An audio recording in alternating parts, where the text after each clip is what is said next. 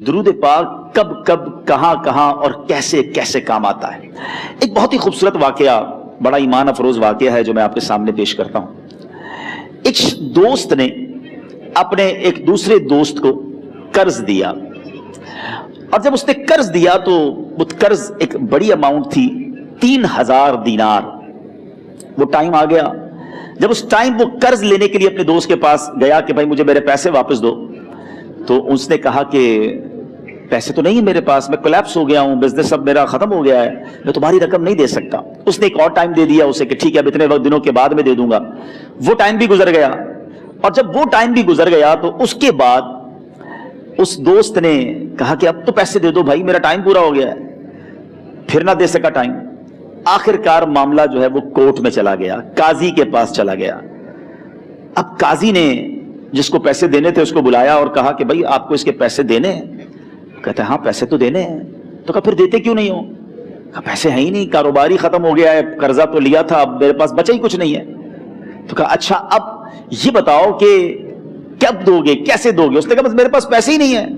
تو کہا اب تمہارے پاس 30 دن کا ٹائم ہے، 30 ڈیز میں یا تو اس کے پیسے لوٹا دو یا 30 دن کے بعد تمہیں قید کر دیا جائے گا۔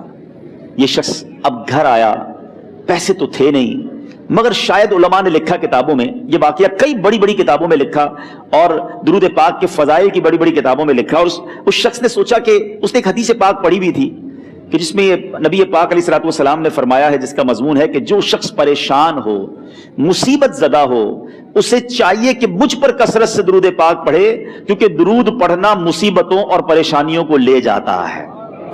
اب اس عاشق رسول نے سوچا اور تو کچھ ہے نہیں، اب میں درود پاک پڑھنا شروع کرتا ہوں۔ صبح سے لے کر شام تک وہ درود پاک پڑھنے لگ گیا۔ 27 دن گزر گئے، only 3 days left، 3 دن باقی تھے قاضی کے پاس جانے میں۔ 27 دن گزر گئے درود پڑھتے پڑھتے۔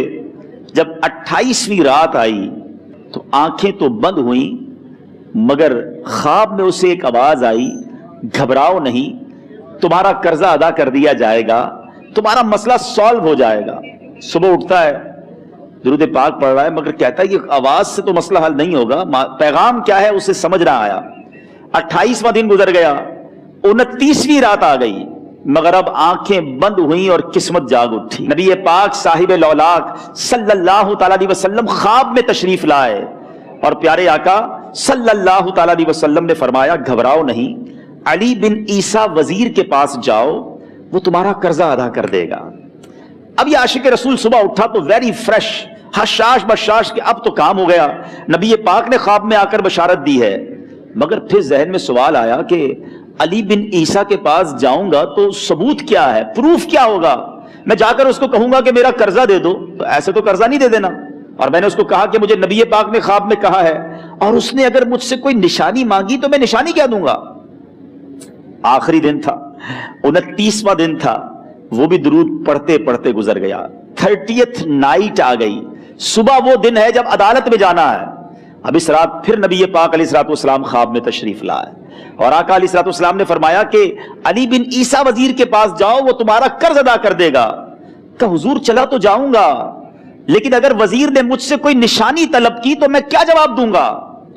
پیارے آقا علیہ الصلوۃ والسلام نے کمال کا ارشاد فرمایا کہ علی بن عیسیٰ سے کہنا کہ تم روزانہ فجر کی نماز کے بعد 5000 بار درود پاک پڑھتے ہو، یہ راز فقط تم جانتے ہو اور تمہارا رب جانتا ہے۔ اب یہ جب صبح اٹھا تو ایک نشانی بھی مل چکی تھی۔ عدالت میں جانے سے پہلے وزیر کے دربار میں پہنچ گیا، اسے یہ ڈر تھا کہ آج پیسے نہ لوٹائے تو سزا ہو سکتی ہے۔ جب وزیر کے دربار میں پہنچا تو وزیر اپنے مشیروں کے ساتھ بیٹھا تھا۔ کہا مجھے آپ سے بات کرنی ہے۔ کہا بتاؤ کیا بات کرنی ہے؟ کہا میں ایک پیغام لایا ہوں آپ کے لیے۔ اچھا کس کا پیغام لائے ہو؟ کہا میں نبی پاک جناب محمد مصطفیٰ صلی اللہ تعالی علیہ وسلم کا پیغام لایا ہوں۔ وہ عاشق رسول وزیر تھا، کہتا بتاؤ میرے آقا نے کیا پیغام دیا ہے؟ کہا حضور میں 3000 دینار کا مقروض ہوں، آج آخری دن ہے، اور میرے آقا نے مجھے بشارت دی ہے کہ آپ سے کہوں کہ آپ میرا قرض ادا کر دیجئے۔ علی بن عیسیٰ کہتا ہے کوئی ثبوت ہے آپ کے پاس؟ ہے کوئی دلیل بھی ہے آپ کے پاس؟ میں کیسے مان لوں کہ آپ کو نبی پاک علیہ الصلوۃ والسلام نے بھیجا ہے؟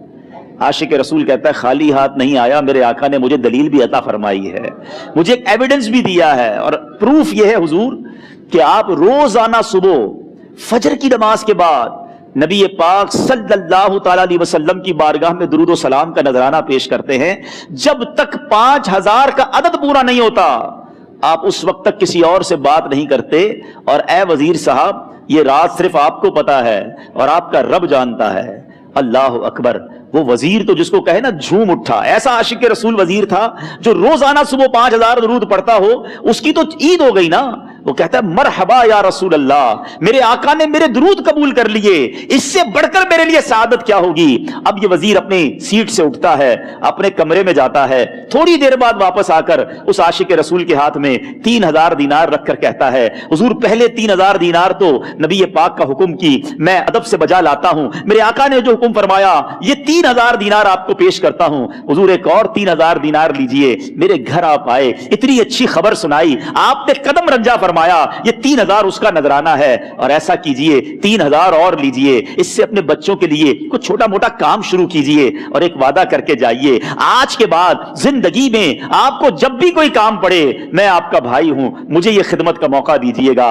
اللہ اکبر. وہ مقروض جو ایک رات پہلے 3000 دینار کا مقروض تھا، ہو سکتا ہے اس کے بیک آف مائنڈ یہ بھی چل رہا ہو کہ اب شاید کل میں نے جیل میں جا کر عدالت میں جا کر گرفتاری دے کر جیل میں جانا ہے، مگر اب 9000 دینار ہاتھ میں ہیں. عاشق رسول جھومتا ہوا نبی پاک کی یاد میں گھومتا ہوا اب عدالت میں پہنچا. عدالت میں everybody expecting over there کہ آج اس نے آنا ہے اور آ کر کہنا یہی ہے کہ پیسے تو نہیں ہیں گرفتار کر لو. مگر جا کر اس عاشق رسول نے 3000 دینار جج صاحب کے ہاتھ میں رکھ دیے. قاضی کہتا ہے پہلے تو یہ بتاؤ پیسے آئے کدھر سے؟ تم تو کہتے تھے غریب ہوں، تم تو کہتے تھے کاروبار نہیں ہے، ایک مہینے میں اتنی بڑی رقم کا انتظام کیسے ہو گیا؟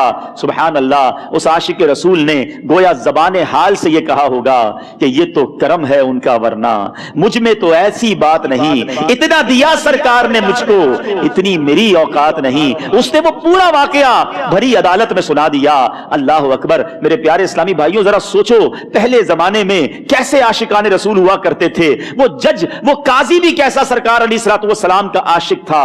اپنی سیٹ سے اٹھتا ہے، بھرے دربار میں بھری عدالت میں وہ اپنے چیمبر میں اپنے کمرے میں جاتا ہے اور تھوڑی دیر بعد واپس آ کر اس کے ہاتھ میں بھی 3000 دینار ہیں. اور وہ 3000 دینار جو ہے وہ اس عاشق رسول کے ہاتھ میں رکھتا ہے کہ سارا ثواب علی بن عیسیٰ کیسے لے جائے، میں بھی تو نبی پاک کا غلام ہوں، میں تمہارا قرضہ میں ادا کرتا ہوں.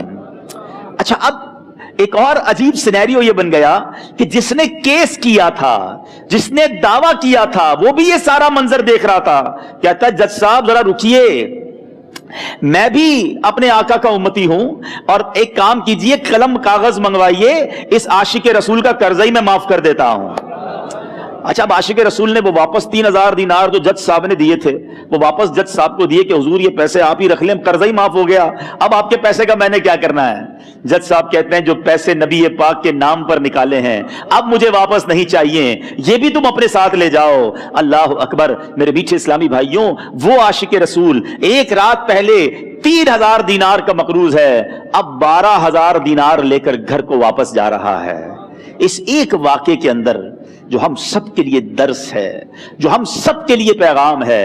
شاعر لکھتے ہیں نا، دکھوں نے تم کو جو گھیرا ہو تو درود پڑھو، دکھوں نے تم کو جو گھیرا ہو تو درود پڑھو، جو حاضری کی تمنا ہو تو درود پڑھو.